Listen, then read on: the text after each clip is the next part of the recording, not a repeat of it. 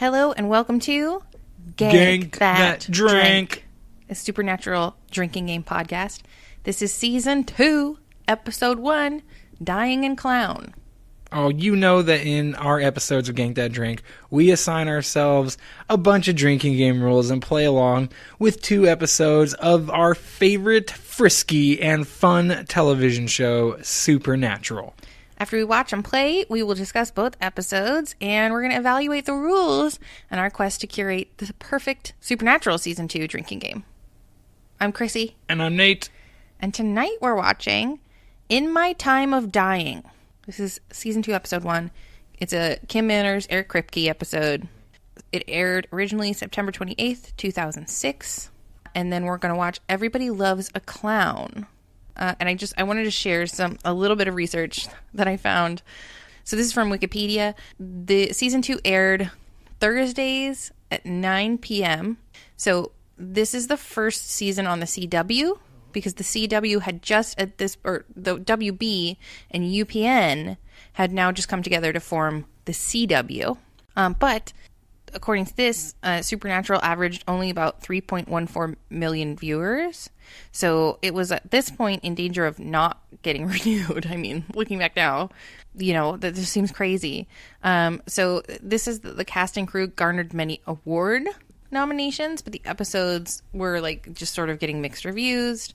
And, they basically were just like, okay, we like Jensen and Jared. We're going to let you finish out this main storyline. We're going to let you finish out the Yellow-Eyed Demon storyline, but we don't know if we're going to keep you going after that. Yeah. So the show's in danger at this point. And that's a very interesting thing to keep in mind as we watch season 2 here, is the show's in danger because the ratings are low.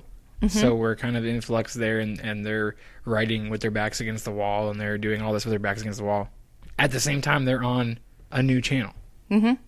This is turbulent times. And they're on Thursday nights.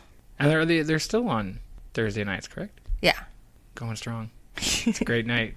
It's a good TV night. I mean, you could have worse nights, especially if you're on CW. It could be a Friday night show on the CW. Like Ghost Whisperer. I don't know what network that was on. I don't know.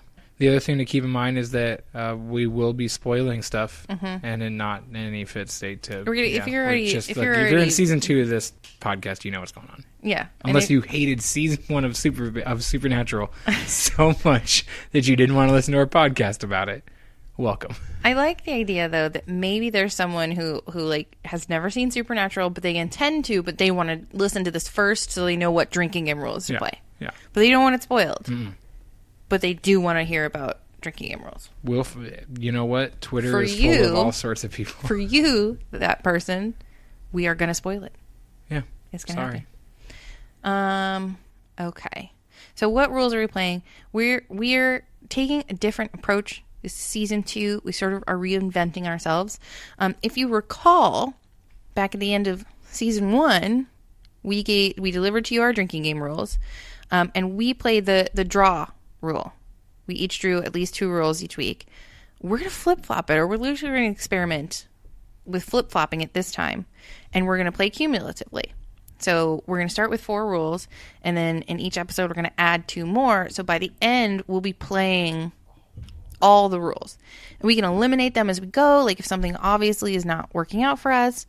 So each week we're going to tell you what rules we're adding to the rules that we've already put on the list. What I'm excited for is, this might not happen, but if it does, I'll be super pumped, is if we're in, say, episode 16, 17, there's a rule that hasn't happened since episode 2, and it comes up, and it's going to come up in the middle of when we're dealing with 13 other rules that are all hitting at the same time. And then it's going to be like, bam, we're going to be like, no! How did we forget, this dumb rule, and it's going to be a finish your drink rule or something that we're just going to, I'm excited for that moment. A lot of times when we were playing last season, we'd be like, oh, this is happening, this is happening, this is happening, there's this, there's that. Meanwhile, the ones we chose weren't happening. So I think that's going to add just a level of variation. Yeah. Okay, so here are the rules we're playing. We're going to play Wi-Fi. Nate, tell them about Wi-Fi. Wi-Fi is anytime you see the boys, they're doing research or they're out in a place that somehow... How are they getting Wi-Fi? It's 2006 still. What is happening? What's going on? When you're just like... When you question their ability to connect to the internet. Right. From where they are. Yes. Take a drink. We're playing Rock Salt. This is a multi-layered rule. Take 2 drinks anytime the boys use rock salt to defeat an enemy. Why did I say that so weird? Defeat an enemy? Defeat an enemy. Defeat an enemy. Or to kill an enemy. But you have to double that. So it's going to be 4 drinks if the rock salt doesn't work. Concussion. Tell them about concussion. This is a 2-drinker. If you take 2 drinks whenever either of the boys probably got a concussion. If you just are watching it and go, there's no way. They have just experienced a traumatic brain injury. You'd be down for the count. They're going to need some brain exercises. Pop back up. Take 2 drinks. Yeah. And slam. Just take a drink anytime a door slams. Yeah. That's simple. We're going to give those a try. We're going to give them a whirl. Oh. So off we go to watch In My Time of Dying and Everyone Loves a Clown. And we'll see you on the other side. Hopefully without being too traumatized by clowns. Yay!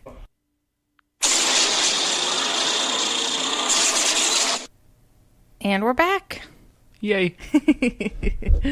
All right. So In My Time of Dying.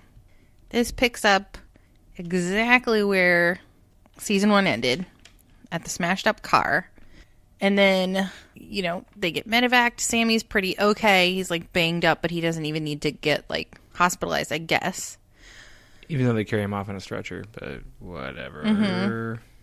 And then we're in the hospital with Dean and Dad. And Dean is having an out-of-body experience. So Sammy's talking to the doctor, and the doctor's like, if he wakes up, like this is a bad doctor. Yeah, doctor. Terrible bedside manner. Who then got very angry. Mm-hmm. I like that Dad's fake name in this instance is Elroy McGillicuddy. Like, I guess he never picked a theme for his fake names. All right, what would your theme be? What would my theme be? Yeah. I think Dad's theme would probably be like Western characters from like John Wayne characters from movies. Okay. Or like old Western characters. Yeah. So it'd be like John Cogburn. Yeah. Yeah. Or if he's fine with Elroy McGillicuddy, he might just go with Rooster, Yeah, sure. But what would mine be? That's a good question. Maybe I would pick names of characters from 80s movies. Okay. But I'd mash them up. So I'd be like Claire Bueller and Ted Theodore Dundee. Ted Theodore Dundee? Mm-hmm. I like that. What would yours be? I would probably go with... sportsmen? Yeah, mine would be like old baseball players. Like it would have to be baseball players of the 20s. Yeah. And I'd just be Ruth Cobb and Gehrig. That'd probably be too recognizable. Yeah, you'd mash them up like I did. Yeah, true. Babe Gehrig. No. But no, there's lots of fun baseball player names from back then that are pretty awesome. Possibly even Elroy McGillicuddy. It's a good chance. So like the first thing that happens when Dad wakes up is that Dad is such a negative Nancy. Like all he can think of doing is just being like, first of all, I'm going to bark instructions at you. Yes, they do need to go clean out the trunk of the Impala. Mm-hmm. They absolutely do need to do that. But he's like, tell Bobby to do this, tell Bobby to do that. Bobby, who we never even talked about all of season 1. Right. Now he's like the only person in the world who can do anything for us. But he's like, we got to get the demon, we got to get the Colt. John is a delegator. I guess so. He's a delegator. So John, I always feel like, because okay, do you get this feeling, and I know maybe it's just because the worldview we know from the show is from the boys' perspective, but even in like the hunter world, John was almost like the king of the hunters, and because it always seems like everyone was willing to do a favor for him and willing to bend over backwards to do all this stuff for him, or he got into spats with people. He eventually ruins his relationships with everyone because he's always kind of barking orders at people. I think that John has like at the forefront of this hunter movement, but then we find out later on that's not true. Well, yeah. At this point, that's what it seems like. I don't understand why he never has a moment of... I mean, I don't know. Maybe you could call what he does this, but, like, he never has a moment of, like, you know, our lives and our family are worth, at some degree, more than our quest for revenge. Like, if he feels like they're in danger, okay, but he sort of just runs straight to the danger. But you're talking about a man who carted his kids around from sleazy motel to sleazy motel, hunting this demon their whole lives. I know. So are we really surprised at any of these choices he's making? I just hate his, like, toxic negativity. Like, it always bothers me because, like, immediately after, we get the scene of Sammy and Bobby at the Impala, and Bobby's basically saying, like, this car is beyond totaled. Mm-hmm. You can't fix it. It can't be fixed. And, you know, I think the lesson learned from this episode is that Sammy says, even if there's one piece, it's worth fixing. Fixing this car, and later in the next episode, too, we get a little bit of that. Like, fixing this car, building this, repairing our relationship, Sam and Dean at least, mm-hmm. and, you know, never giving up. That's what we do. That's the essence of who we are. Would you say that John becomes immortalized in Baby? Would you say that they... First of all, we both noticed, like, they don't call her Baby until... Maybe not until the third season. They haven't yet. It's still the car. Mm-hmm. And it's a little jarring to, like, hear them refer to it as the car. And maybe that's what... Maybe they do start calling it Baby in season 2. But maybe, it's weird to call your dad car Baby. Well, I'm not saying that... Mm-hmm. I think that maybe the Baby symbolizes the family dynamic, like family the family connection. getting back to whole, because that ends up being their only connection to John. So is the fixing of Baby... That obviously it's like a huge metaphor just with their relationship, but I think that going forward, Baby is almost the metaphor for John. Interesting. Well, then I don't see why the car is helpful to them instead of always getting in their way and criticizing them. Because Dad's he's not here to help. He's not here to fucking help. And just to go back to the end of the last season, he's like, you should have killed it when it was in me. Yes, because that's what I need, is to traumatize myself further by murdering my father in order to get revenge on the thing that killed my mom and my girlfriend. That will really put a nice bow on it. Thanks, Dad. But we get some really funny moments. So Dean is essentially a spirit. He's out of his body. What does he say? He knocks over the cup and he's like, oh, Swayze that mother. Swayze. I love that line. And I can just picture, like, the Winchesters, they're always just scream fighting in the middle of this hotel, screaming at each other. Like, I can picture the nurses, like, being at the nurses' station and just being like, I'm not going in there. The McGillicuddies are insane. They're talking about demons and guns just constantly. They're yelling at each other. It's your turn to get the McGillicuddies. Last time I went in there was a glass just broken on the ground. No one cleaned it up. Just left there. That was the only glass that we had at this hospital, and they broke it. So then he meets, and also, like, I think this ties into the, like, if there's one piece of Baby left, we're gonna fix it. That Dean sort of said, you know, if I can grab it, I can kill it. Mm-hmm. You know, if it bleeds, I can kill it. Yeah. I'm not gonna give up.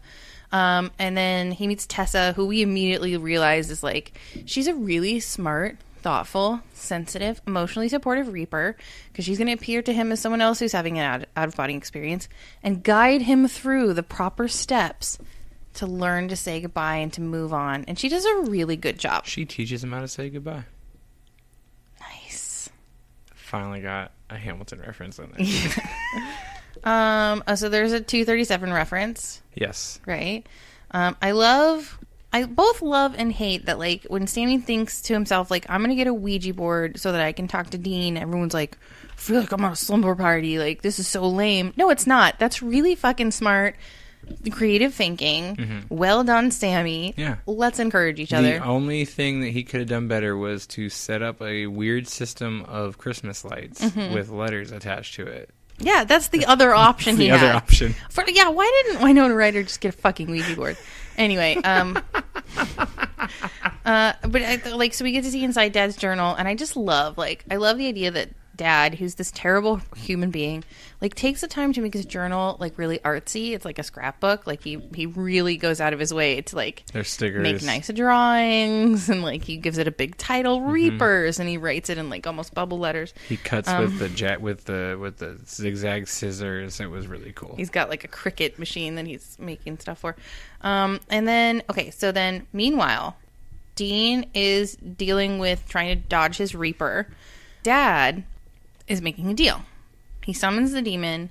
By the way, when he's doing that, he cuts his hand so fucking deep. Like, if all you need is a little bit of blood, and the Winchester's hands must just be nothing but scar tissue. They're always doing that. Constantly. Always. Like, big, massive cuts. And they're just like, slice. No, you're going to learn eventually to get one of those little diabetic pinprick things and just like squeeze a teensy-weensy little drop. Like, let's not waste all of our blood.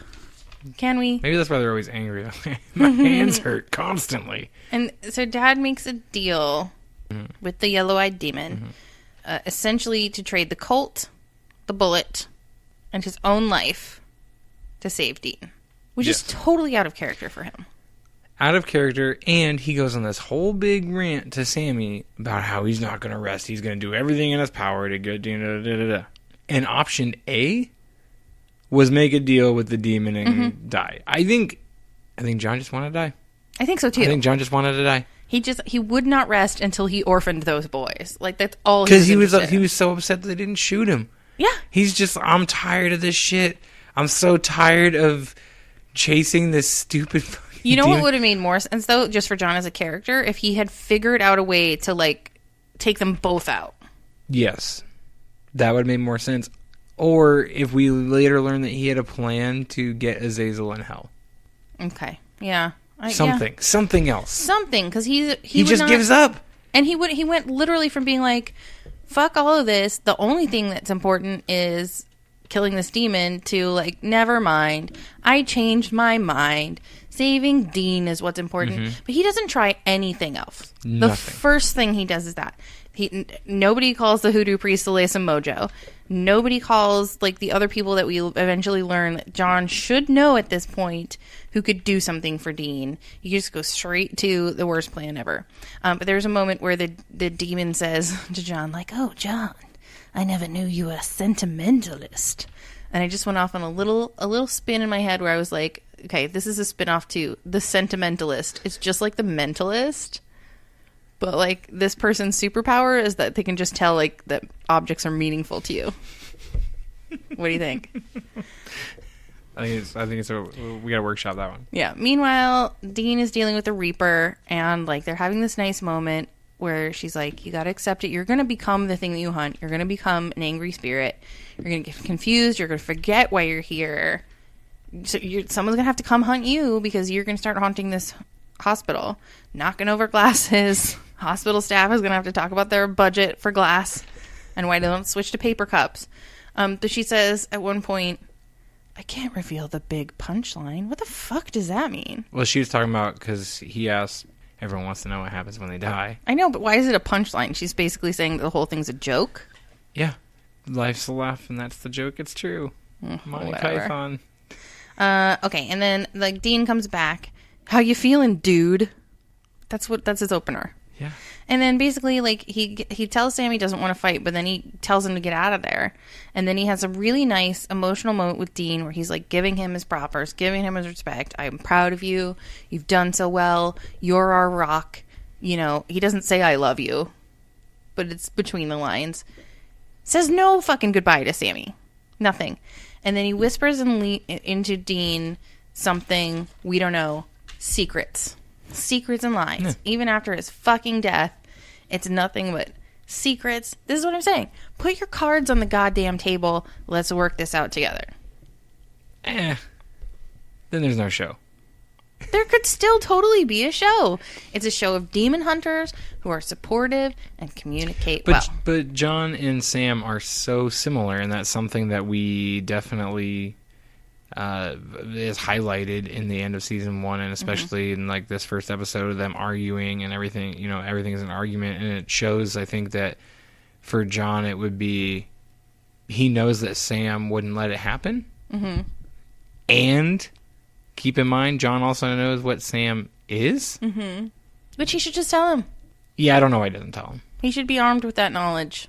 Because what does John think is going to happen if he does? Okay, so option B is he doesn't tell him, or option A is he doesn't tell him. That's what happens, and then they go and hunt and do all the, and then revenge and stuff.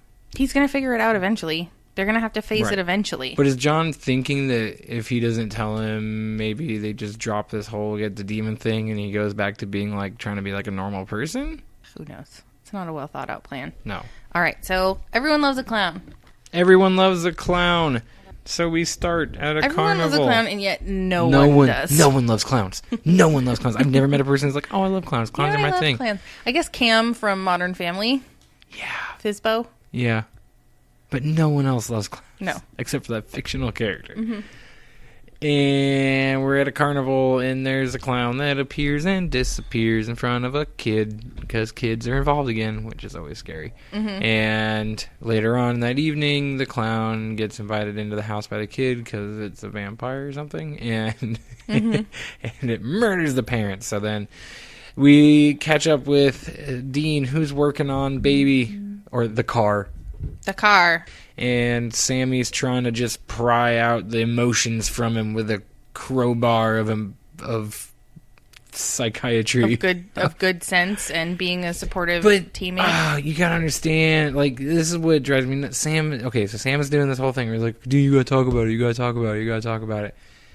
And isn't the whole thing about healing and about about grief, like, you're gonna handle it in your own time? When you're ready to deal with it, and being told by your punk little brother all damn day that you gotta let this out and deal with it, it's annoying, and it doesn't need to happen.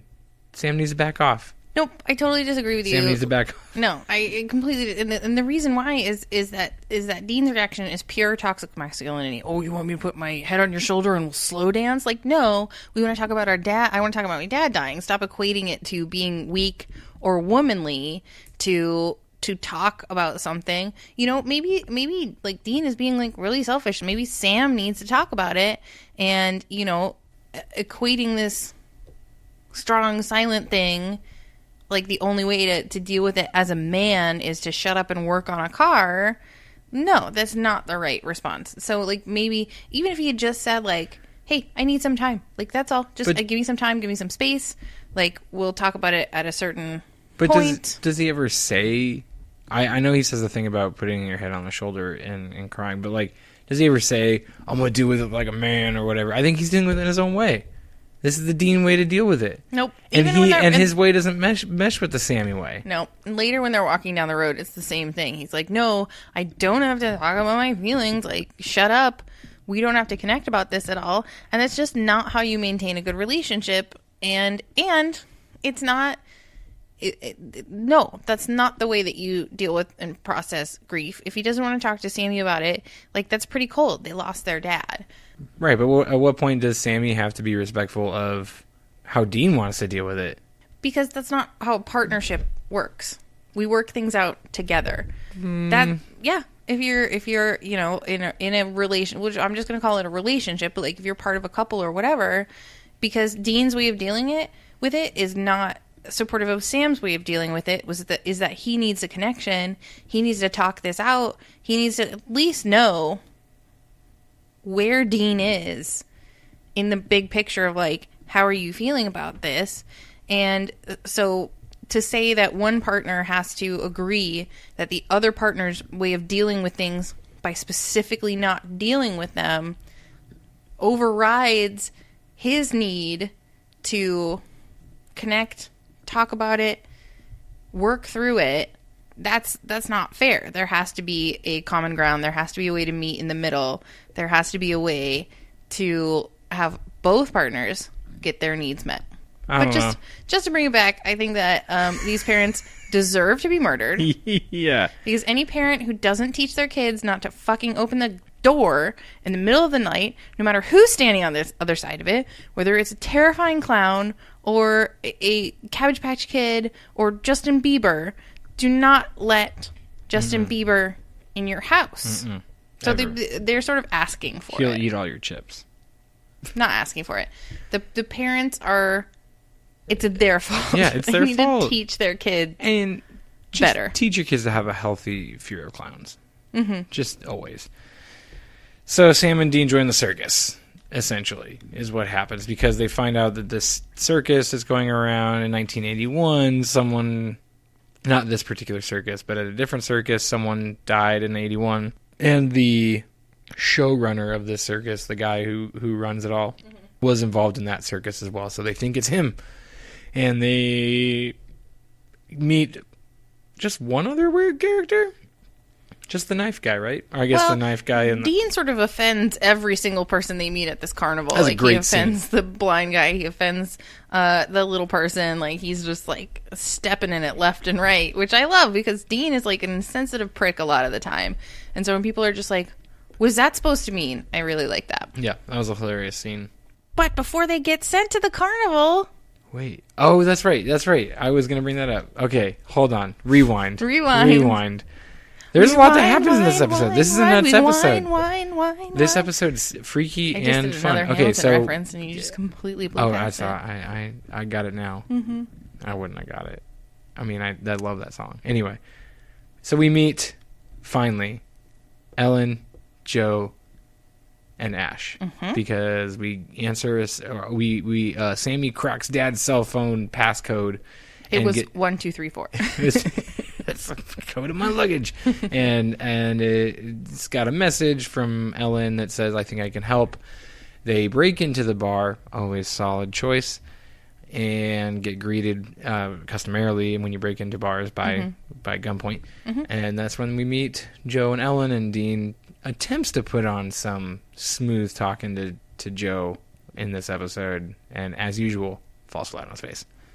Well, he sort of pumps the brakes, though. He's like, you know what? Wrong time, wrong place. Yeah. Normally, I'd be into this. Because he could tell he was going to fall flat on his face. She likes him, though. Joe likes Dean. She does. It's a weird will they, won't they down the stretch. And so we meet Ash. Ash says, "I can find your demon." Ash is the best. I don't know that actor's name, but he's in Remember the Titans. That's what I remember. And no, but he's also in The Rookie with Dennis Quaid. Is that a sports movie? Yeah. I don't know what that is. It's a sports movie. I like those characters, but again, why don't they know Ellen, Joe, and Ash? Yeah. The boys talk about, or Ellen, Joe, and Ash talk about how John was pretty much family and everything, and they always stopped in from time to time over the years. Boys have no idea who these people are. Right.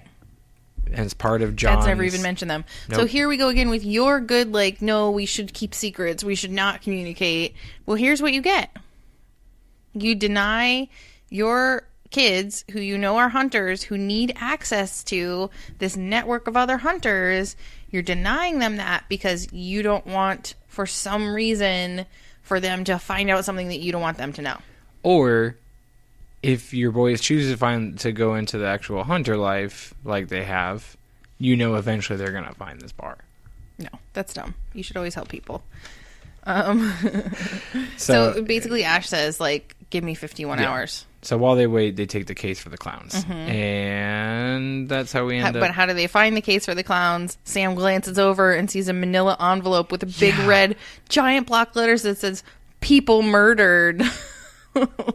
Which is a good thing to keep behind a bar in a hunter bar. Yeah. Is murdered people. Someone's got time to kill and they're going to be like, "What you got?" Ooh. Is it like the bar in Deadpool? I think so. It's like the bar in Deadpool. Mm-hmm. Okay. Cool. I like the Roadhouse. It's awesome. And I'm glad that we finally got there. So, clowns, circus, the knife guy. They walk in on knife guy. Did you think the whole end of this episode was just totally slapdash? It felt like they were building up. Building, yeah. And then they just went, and it's over. And it's me. And it's me. It's me now. And here's how you come. And I'm invisible. Yeah. So when you stab, like, their props and effects budget for this episode had to be so low. Yeah. Because they stabbed They spent it all on that carnival. Person with a brass pipe. Mm-hmm. Don't show a body. Don't show anything. Okay, but here's my question. So if that guy is like a Hindu monster that can transform and become invisible, why would it have a physical costume with a wig? He's just into that thing. He's just the whole end of this episode. I thought felt the clowns lazy. all looked different too. Didn't you think the clowns all looked different? No, they showed different clowns, but the murder clown looked the same each time. Oh. And it looked terrifying. Absolutely It was not enticing to kids at all. No. Shit, what was the other thing I was gonna Yeah, say? so the end of this episode basically Yeah. stab him with the brass pipe because that's how you kill this thing. And then with a brass dagger. Then they go back to Bobby's. Sam confronts Dean again. And talks it out. Sam talks. Dean And listens. What if Dean's just there to listen? That's just his role. He's there to listen and then He's like, "I'll belittle listen." you with his toxic masculinity. Yeah. That's I don't agree with that part of it. Mm-hmm. You don't got to be like, and I agree with saying that his comment at the beginning of the crying on the shoulder thing, that like that's too much. Although I do think that's mostly him just being sarcastic and as a defense mechanism more than anything. But so I agree that he doesn't need to be like toxically masculine it's about a defense against being vulnerable. Right. What if some people just don't want to be vulnerable? Nate. What if some people just let me in, don't Nate. want that? It doesn't matter if you want it. It's part Yes, of the it human does. experience. No, it's not. It doesn't have to be. Yes. It doesn't have to be. Yes, No, it doesn't. does. I will find a way. Okay, sweetie. Well, hit your Impala with a crowbar. Smashing things works amazingly well. Yeah, but like I think it's rude to smash Bobby's things. They leave his fucking car in a ditch. I would pay to go to one of those hotels where you can smash up the whole room. So that's Dean's therapy. Is smashing things. Saving people and smashing things. Saving people, smashing things. The family business. Okay.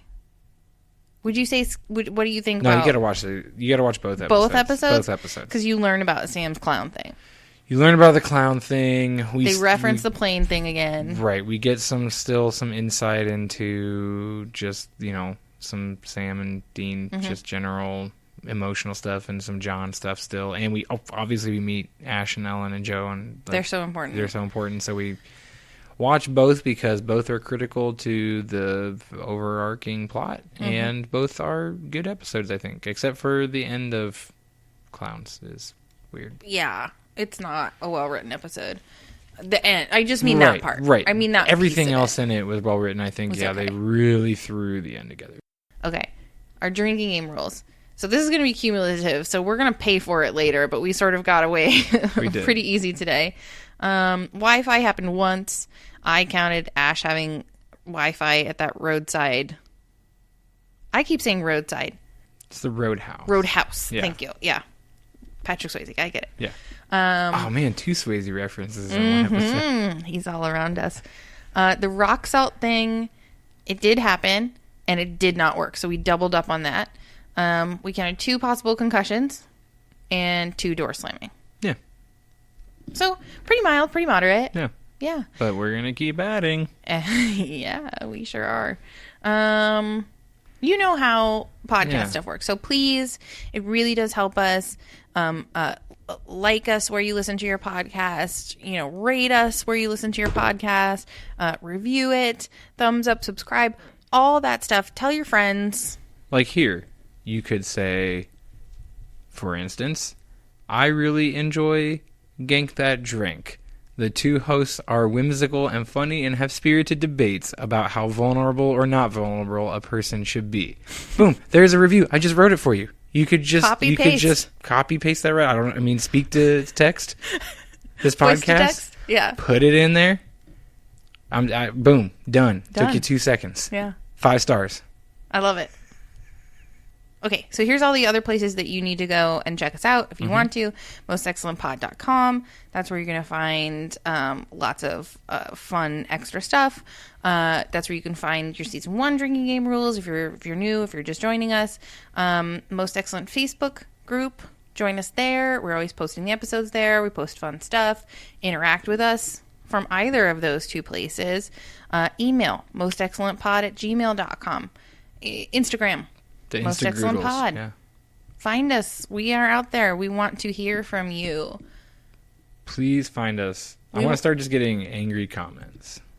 about like nothing. I don't want to. See, Well, why not are you angry. inviting this anger? Not so you angry, can, like, be but stoic about like it? typically internet comment. Like, I just want first of all, I want someone to comment first on every Instagram post. I'm gonna go do it right now, and then I just want people to get upset about dumb little things because that means we'll be legitimate, like super legitimate. Well, I think that some people might have a problem with our wild ass guesses about what was going on with the CW and UPN and all that stuff. Please. Like, we were very wrong. Send me all your hot CW, UPN, WB takes. Yeah. I want to know. I want to learn.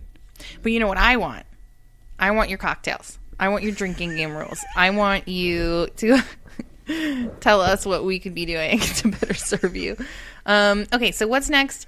In 2 weeks, our next episode is season 2, episode 2. We're going to be watching Bloodlust and Children Shouldn't Play with Dead Things. Bloodlust is another vampire episode, if I'm not super mistaken. No, I'm not as excited. Sorry. I mean, I'm still but excited. I'm pretty sure Children Shouldn't Play with Dead Things is a pretty fun episode. All right. Maybe. I don't know. Well, we'll find out. Yeah. We'll find out in a couple weeks. Yeah. So, when you're out there in the world saving people, hunting things, The family business. keep your Gank That Drank lessons learned in mind. Never give up. You can rebuild that Impala, but also how? How is he rebuilding it? How? He got a new chassis, obviously, and a new frame. He got to do everything. He got a new car. Yeah. I don't know how. A lot of time has passed in that short time. Also, how much time has passed? Did Dad At die least yesterday? 4 months. He said it was left 4 months ago on his phone. That message. Oh, so okay. I think that's like our time. Their very subtle time signature. So here's your lessons learned. Never give up. You can rebuild that car. Mm-hmm. Time is a flat circle, and it means nothing. Sure. And keep the Gank That Drank Most Excellent Podcast Network motto in mind. Be excellent to each other and Party on, dudes.